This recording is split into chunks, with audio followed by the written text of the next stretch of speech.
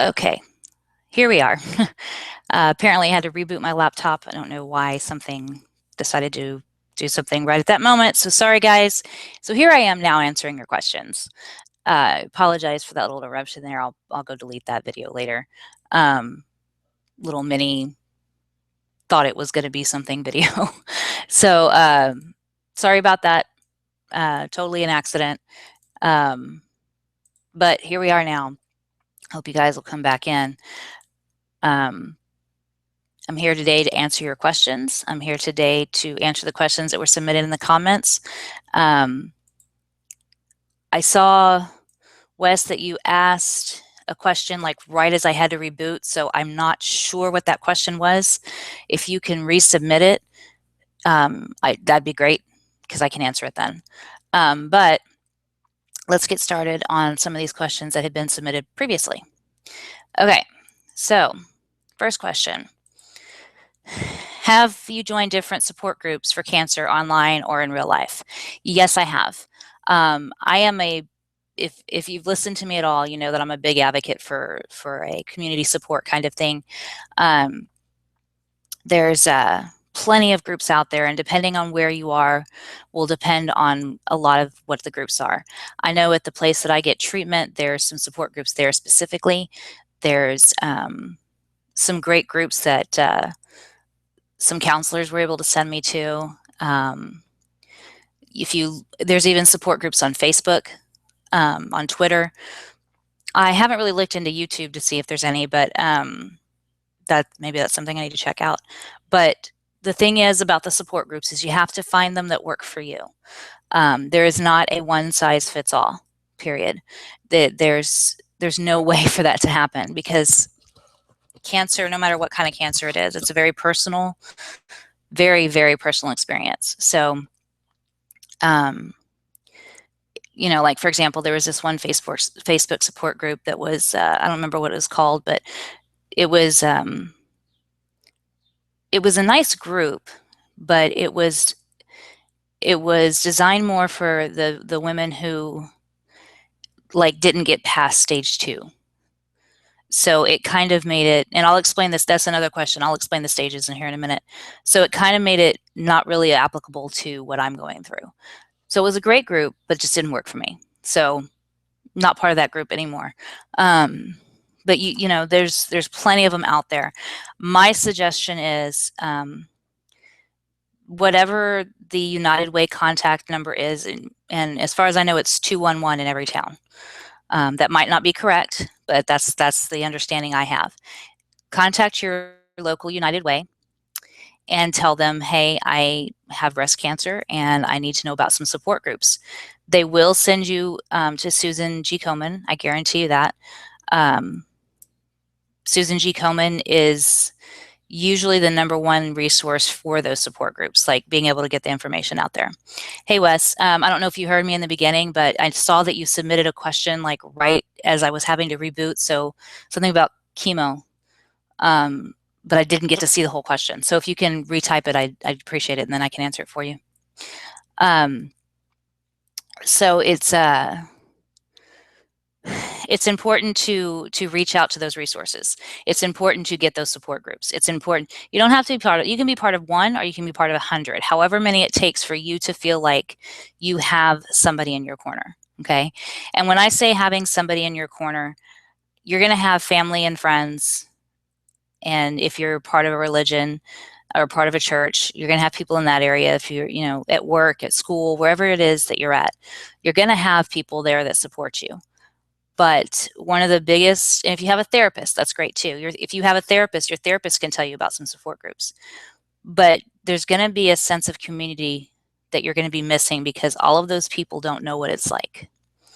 So I say my personal advice is definitely join at least one support group, even if it's just online, even if it's just on Facebook or on Twitter or whatever. There's just a sense of community that, hey, she knows because she's going through it, or he, because men can get breast cancer too. Okay, so I hope that answers that question.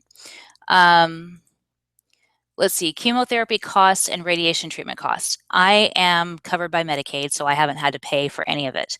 But I can tell you when they do send me the bills, the costs are pretty outrageous. I don't get to see the entire breakdown of this particular, because I had 2 chemotherapy drugs going at once.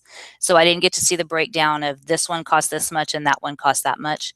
Radiation, the way that Medicaid does it is this is how many treatments you need. This is the bulk amount of cost. So I don't know, you know, the strengths were different depending on how far we were into, how early we were into the radiation treatment. So I don't know exactly what the individual treatment costs were, but I can tell you that 5 and 6 digits overall for chemotherapy and separately for radiation. It's pretty expensive. And it's scary to think about what would have happened if I didn't have Medicaid. And before anybody goes hating on me for having Medicaid, I qualify for it for a reason, okay? And it's not because I'm skipping the system. It's not because I'm lazy or anything like that.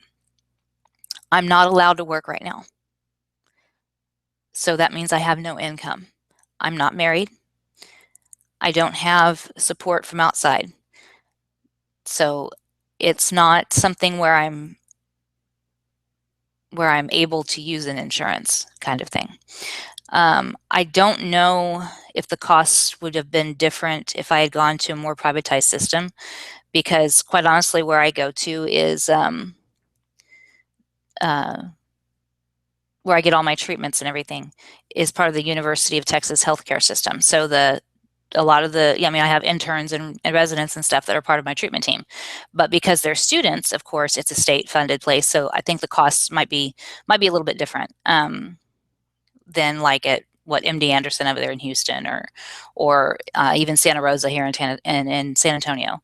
So, but the costs are like I said, 5 and 6 digits. My chemotherapy was 4 treatments total. That's what we did. And like I said, it was a total of quite a big bunch of money. And that one reached up into 6 digits. So good question, Wes. Okay, another question. What are the different stages of breast cancer? That is an excellent question. There is generally accepted that there's 4 stages, but technically there's 5. Okay, the first stage is stage 0. Okay, that's technically there's 5 one. Stage 0 means that it's non-invasive. There's not really any evidence of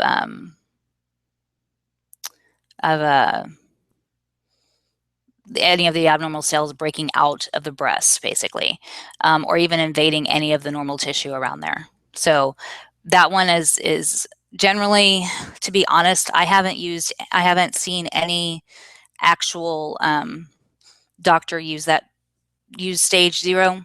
I haven't seen it in very much research. The only reason I'm mentioning it is because there are certain articles out there that do so. My personal opinion is that stage 0 means there's no cancer, then why are we going to mention it? So that's how I feel about that. Anyway, on to the meat and potatoes of it is there's 4 stages, stage 1, 2, 3, and 4. The different stages of breast cancer all base it on the size of the cancer or the tumor, whether the cancer is invasive or non-invasive, and whether it's in the lymph nodes. I'm sorry, 4 characteristics. Whether it's in the lymph nodes and whether the cancer has spread to other parts of the body, like outside of the breast, okay? Basically, there's 3 big terms to describe the location of the cancer itself. Local means it's confined inside the breast. Regional means it's in the lymph nodes, which our lymph nodes that we're talking about are in our armpit. We're not talking about lymph nodes in our thighs or in our neck or anything like that. That's a whole different kind of thing. This is the ones in the armpit. Distant means the cancer is found in other parts of the body as well. Not instead, but as well. Okay? And it's important to know the difference between instead and as well. Because if you didn't have the cancer before like in my case, it spread to from my left breast, it got into my blood system, of course, and so it spread to my bone in my right arm, it spread to my lungs, and it spread to my sternum. And as of recently, we found out that it's now in the tissue above where my breast was.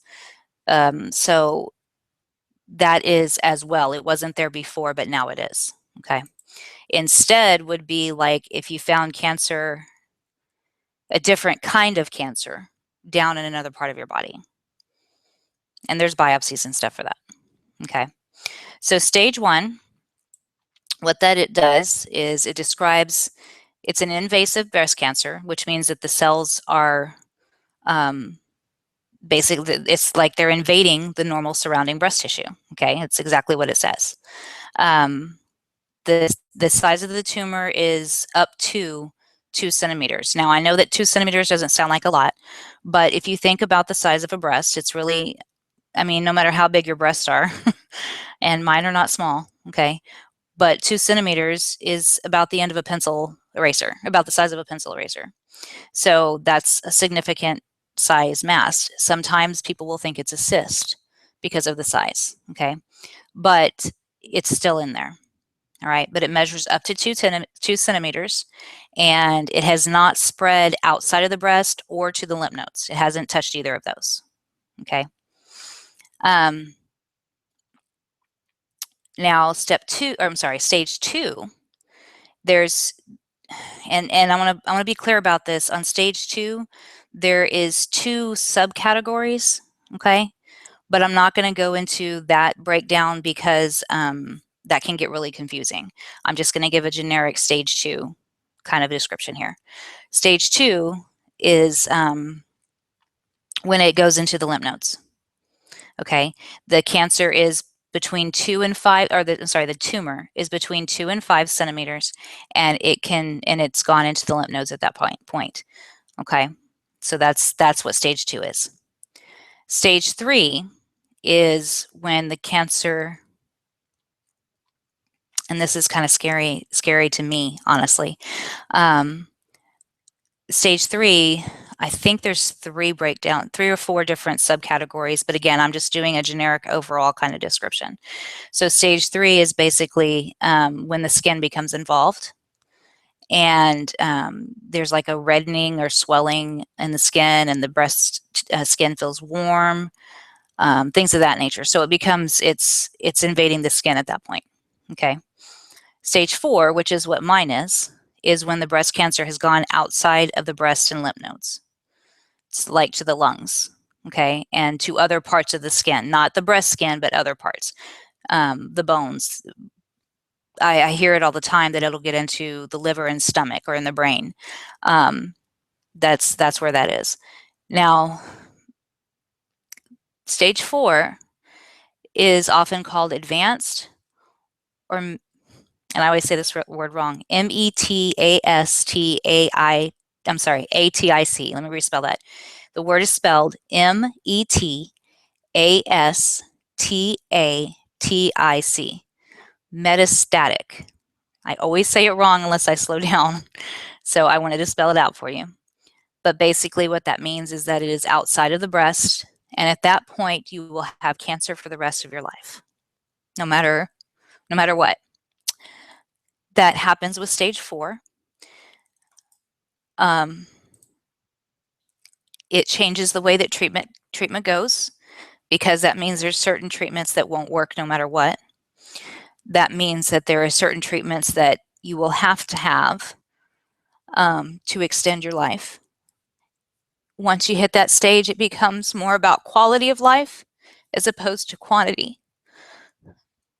Now, that doesn't mean that it's a death sentence. It doesn't mean you're going to be dead in 2 years or 6 months, so you should be planning your funeral. But what it means is that you are, for the rest of whatever time you have, even if you have a wonderful response to chemotherapy like I did, there's still going to always be cancer cell clumps in your body. So you're going to have to do certain things. You can go into remission, and curative cancer is there's no more cancer. Remission is your cancer is stable, not causing any trouble, things of that nature. Okay. So that's how that works. That's a basic breakdown of the different stages of cancer. I know it sounds really confusing and like a lot of information to know.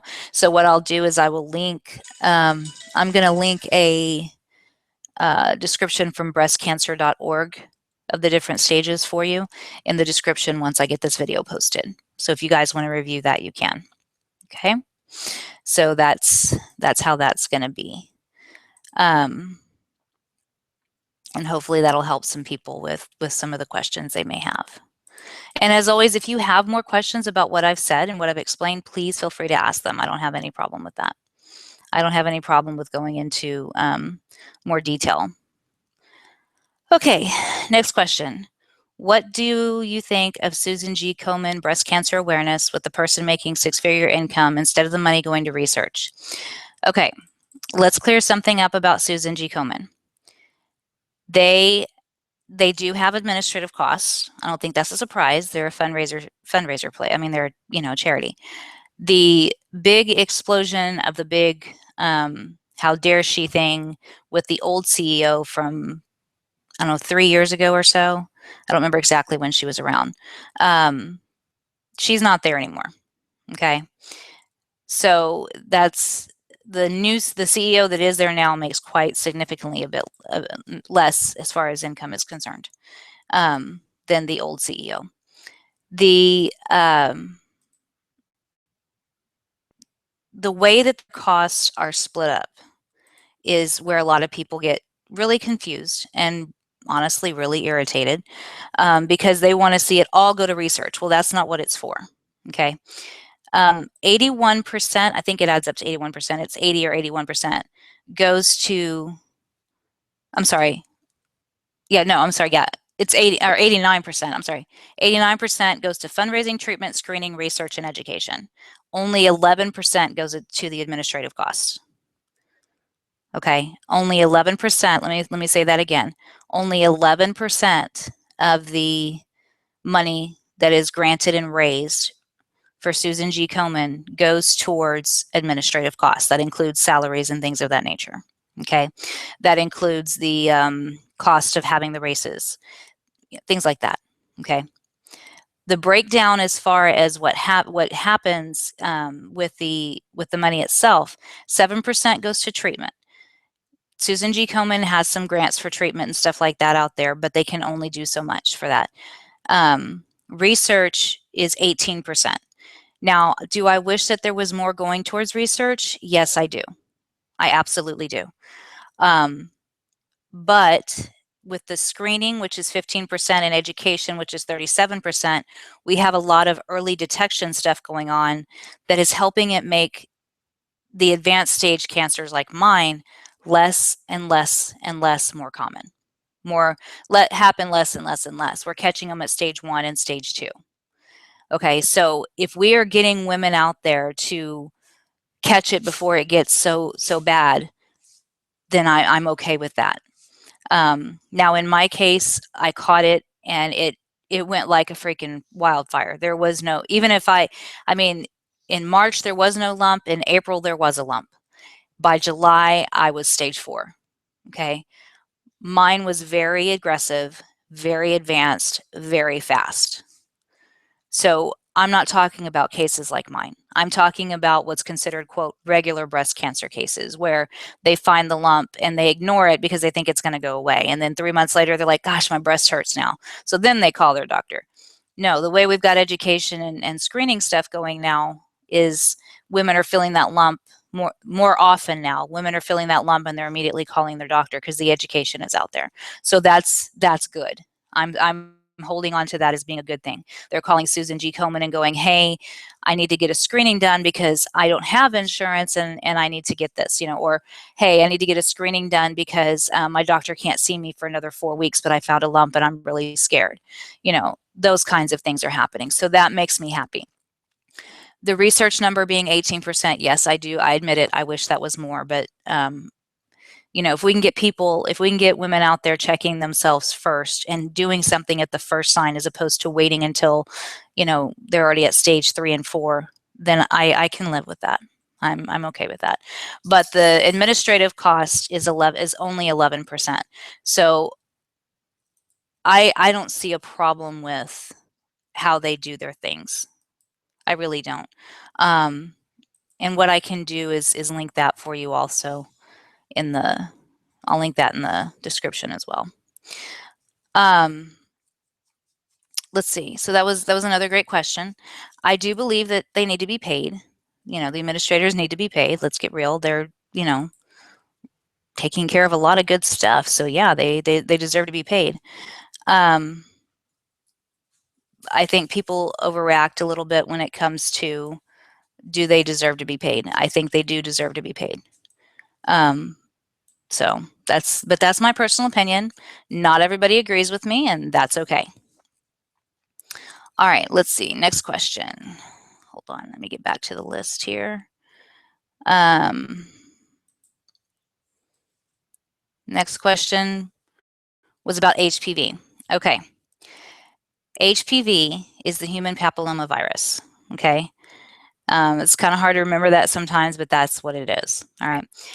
HPV is you get that from intimate skin-to-skin contact. Okay, so it doesn't have to be sex, but that's the most common way. Usually, what HPV is it causes genital warts. That's the most common thing that it causes. The next most common is cancers of the cervix, vulva, vagina, penis, or anus. Okay. If you have mouth contact, then obviously there would be some things in the throat, tongue, nostrils, you know, that kind of stuff. But that's where that is. How the HPV virus came about, I don't know how long we've known about the HPV, but so I honestly don't know when it was first discovered. I imagine I could look that up if I wanted to, but it's been around long enough that we've even been able to create a vaccine for it. Cervical cancer is the most common health problem from HPV in women. Because it's the most common cancer caused by it. There's all these different strands. There's like 150 strands of HPV, and the ones that cause cancer, the most common one is cervical. Okay, so there have been some questions out there about, hey, is there HPV connected to breast cancer? Honestly, it's kind of back and forth on if that's true or not. It's one of those things that's ongoing research, and I hope they figure out if that is a connection, but it's not something that has been definitively answered yet, to be honest. So the easiest way to avoid HPV obviously is, well, abstinence is the easiest way, but if you're going to have sex, then use condoms. Okay, it's an STD, just like any other STD, use condoms. Okay. But the other thing is that it can cause cancer of the penis, so you guys, and the anus, so you guys are not immune from it. Okay, so there's a little thing on that. If you'd like, you know, I'm going to include a little thing about HPV also from the American Cancer Society in the description, just to get that information out there. So that was a really good question too. I think it's important. But the HPV and breast cancer connection, I don't remember how exactly the connection started being found. I'd have to go back and look at that. But basically, it was found that there was, you know, just a few instances where it went together, but it's not something it's not something that they're saying is a cause. Okay, they're not at that part. They're not at that connection yet. Okay, so good question. And that's the kind of questions I have no problem with you guys asking, because, you know, I can go out there and find the information, and we can deal with the discussion on that. Did your mom or dad have breast cancer? No, neither of my parents had breast cancer. As a matter of fact, I am the first person, male or female, with breast cancer on both sides of my family, and we went back 5 generations on one side and 4 on the other. So yeah, there's no, I mean, even aunts and uncles and cousins, and I'm the first one. Um, which, to be honest, makes me feel like a bit of a freak. I'm not gonna lie. But it happens. Breast cancer is not always genetic. As a matter of fact, I had a genetics test, and both genetics tests came back negative for it being genetic for me. So I don't smoke. I don't drink excessively. Yes, I do eat red meat, but not in a way that it's like all I live on. Um, I eat more chicken than anything, honestly, chicken and fish. Um, there's nothing in my, we did a nutrition evaluation. There's nothing in my nutrition evaluation that would indicate that that is the problem. For some reason, I just ended up being the one to get it. And it sucks. I'm not going to lie. It sucks because that means there's no one in my family that can understand this. Um, the medical personnel in my family, I give them credit for trying. I give them a lot of credit for trying to understand, but they can't. So, you know, it's one of those things that it makes me feel a little more alone. But it's part of the deal, and that goes back to those support groups. It's finding people who have been through it too. It's a good question, Wes, and don't worry, making me cry. It's okay. I'm supposed to share my emotions here. All right, next question. Are you covered by the VA through being a dependent? No, I am not. My dad was in the military, but I've been married, for one. And so that canceled that out. And for two, I'm in my 40s, so I wouldn't be his dependent now anyway. I'm 40 years old. At the time of this broadcast, I'm 40. Um, so I wouldn't be covered by him anyway. As far as any kind of benefit as a dependent, because he's active VA, I know there's some programs and stuff that he could probably get me into, but we haven't found a need for that. And honestly, I can't swear to that. I could be wrong on that, so I shouldn't say I know. But I'm sure if I asked him to check into that, there would be something there. But no, I'm not considered his dependent because I'm 40 and because I've been married already. So my ex-husband is, I'm not his dependent either. He was a reservist when he and I first got married. You know, he was active duty for school, failed out of that.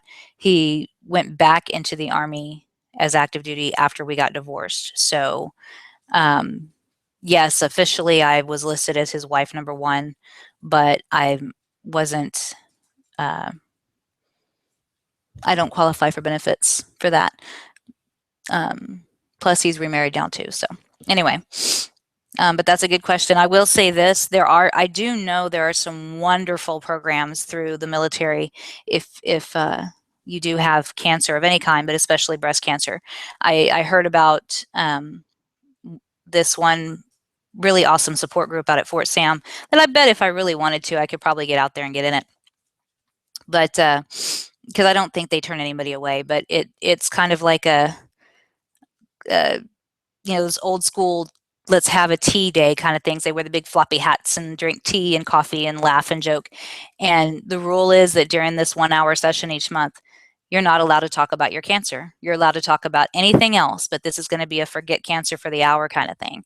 And that's whatever that group is called, that's one of the things they do. So it's cool stuff like that. But no, I don't have any VA benefits. Okay, next question. What is the difference between male and female breast exam? To be honest, there isn't a difference. Males will check themselves the same way females will. Well, I guess the big difference is that for females, we have a little bit more of an angle to work at than males do, but you check each breast one at a time. You use the fingers on the opposite hand to check the index and middle finger, or pointer, if you call it a pointer finger, index and middle finger to check. You just do your right hand on your left breast and your left hand on your right breast. You press flat against the breast, push in firmly in small little clockwise circles. Start at the outermost edge and spiral inwards towards the nipple. Okay, it's the same exact exam.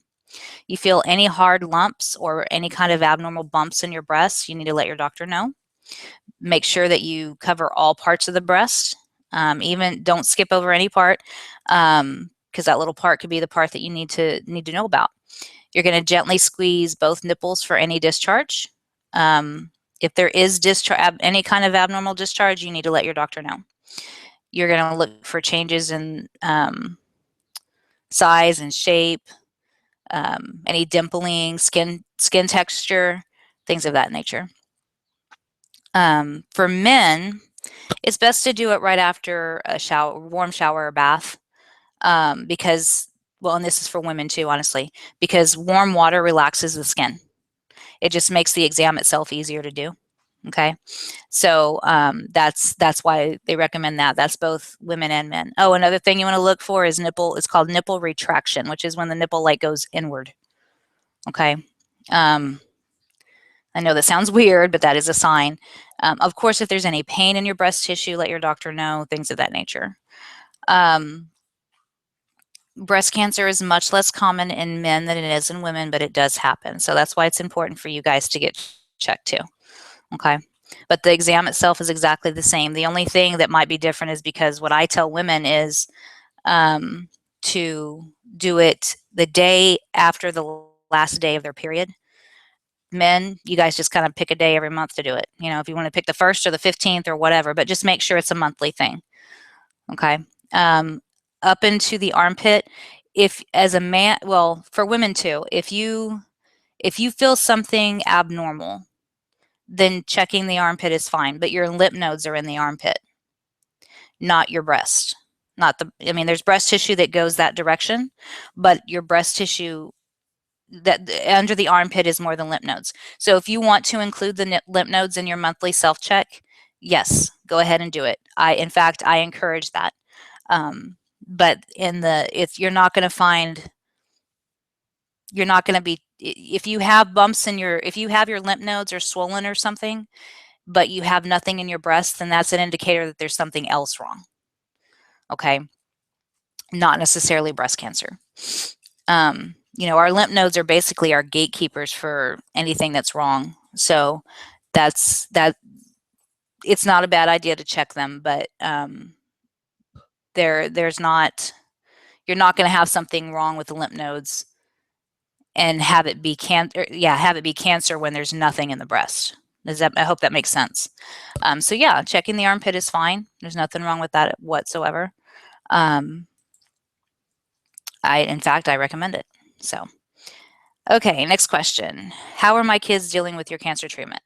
Well, as y'all know, I have 4 children. My oldest is 22. She has a 1-year-old. She's married. My next one is 19. She's going to be she just lives up near Dallas. My son is my number 3. He is 18. He'll be 19 next month. And my youngest one, she's 14. They are each handling it their own way. And there's literally no other way to put it. My children have some psychological issues as it is. So my number 1 and number 3 are basically just kind of walking away from the situation, blocking me out. To be honest, that's par for the course for them. It hurts and it's not fun, but it's what they're doing. And to be honest, any of us who know them are not surprised that that's how they're handling it. Doesn't make us any less angry or disappointed, but we're not surprised.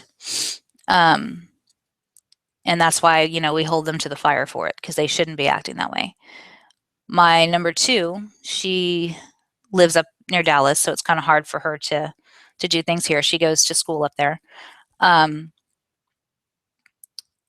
So she does what she can. In fact, what she did was set up a GoFundMe account for me to help me out with bills, because I can't work. I live off my school money, the loans and things of that nature. And money gets really tight, especially in the summertime when things like electricity goes up. I know my water bill this month is going to be horrendous because I've had to be taking 3 hot showers a day. for my back, things like that. So she set up a GoFundMe account to help me out with that.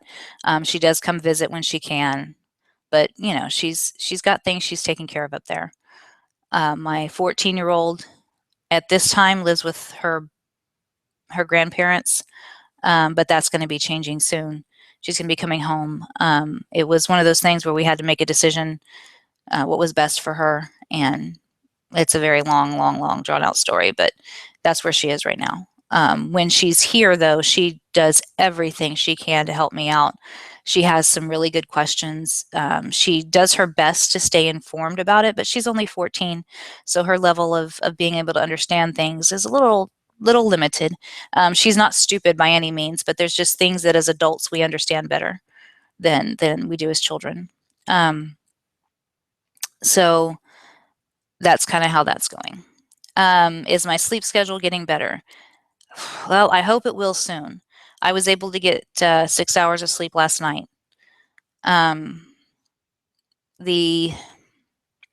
I don't know what's going on, why it is that my back is in so much pain still. It should have been feeling better by now. I got the drain removed. It'll be a week ago tomorrow. I should have been able to sleep regularly by now, and it's just not happening. I'm having to use, like I said, hot showers and heating pad and stuff like that. It shouldn't be this bad. So on Wednesday, when I see my doctor about the biopsy results, I'm going to definitely bring it up and see what's going on. I don't know if it's just because of the change in pressure, or if it's my body is going into shock, or I don't know what the deal is that my back is going on strike, but maybe it was because I got the drain removed and then 2 days later got my injections. I don't know. I have no clue why, but that's where we are, and so I'm going to have to talk to the doctor and see what's happening there. I will say this, as a cancer patient, the sleep schedule, it gets thrown off whack no matter what. Between chemo and radiation and surgeries and little bouts of depression and little bouts of happiness, and trying to feel like you're normal for a minute and realizing you're not, and your sleep just gets messed up. And anybody who tells you differently is full of it. Okay. There's no way, none, to not have your sleep schedule be messed up, no matter what part of it you're in, no matter what stage you're in, no matter what treatment part you're in, your sleep schedule gets messed up. That's all there is to it. So, people can argue that all they want, but that's the reality of it. So, anyway, so I think that's, unless you have any more, it looks like, Wes, you're the only one watching right now, which I appreciate it. Thank you so much. Hopefully some people will come up with some questions, and they can, as always, add them to this video. I'm going to put some of these links in the description, so please feel free to go look at this stuff yourself. If it springboards you to another site, that's great. I have no problem with that. Please feel free to do your own research. I don't ever disagree with that. But just, go ahead and ask your questions in the comments below, so the next time I do one of these, I can have some more questions. And oh, wait, are the questions therapeutic for you to get it all out, and it could help people who will listen later? Yep, Wes, that's absolutely true, both of those.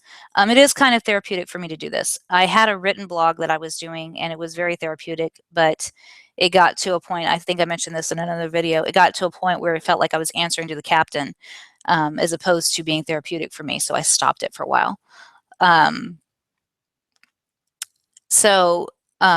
Now here I am, able to do this, and I'm just going to do a vlog instead of the written blog. But yes, it is therapeutic. It's like journaling. For anybody who doesn't know what journaling is, it's, if you ever have any kind of traumatic event in your life, no matter what the trauma is, a lot of therapists, myself included, when I get to the point of getting paid to treat people, I will encourage them to do journaling. You just sit down, and for whatever time limit you want, 2 minutes, 5 minutes, it doesn't have to be very long. Or write a page a day or whatever. You write down what you're thinking, what you're feeling. in that moment. It can be total gibberish. It can be totally making sense. Whatever it is, it's just you get it out there. So this is therapeutic for me. It's not quite journaling, but it's similar to it. So, and yeah, it can help people who will listen later. There's a couple of people who have already mentioned to some friends of mine that there was information they didn't know about. They just thought breast cancer was just this thing where you went in, chopped off the breast, and you were fine. They didn't know that there was all this follow up and aftercare, and it's so. I also want people to hear this so that they know they're not alone. Whatever you're feeling and whatever you're going through, if you have breast cancer, it's okay to feel and think that. It's okay to feel that and know that that's a legitimate feeling. Those of you who are supporting others with breast cancer, it's okay to feel scared. It's okay to feel worried. It's okay to feel angry. It's all of that stuff. It's perfectly fine. You gotta get through it together, because the worst thing you could do is try to do this alone as a patient. Don't try to do it alone. There is not a single person on this planet that is strong enough to do it alone. I don't care how strong you are. I don't care how capable you are. I don't care what kind of crap you've been through before. I promise you, you need help, and not just medical. You need support and everything like that. Now, that doesn't mean that your support system should be taken advantage of. That doesn't mean that they should feel like they should have to walk on eggshells around you, because there's times for that, but then there's other times they shouldn't. They need to keep it real. But it needs to be, you have that support from your friends and loved ones. So, great question there, Wes. But I think that's all for today. So if you have any questions, please feel free to put them in the comments, and I'll answer them the next time. Not sure when the next show is going to be. I'm kind of thinking once a week at this point. If we need to make it more often, we will. And I hope you guys have a great day, and I will talk to you soon.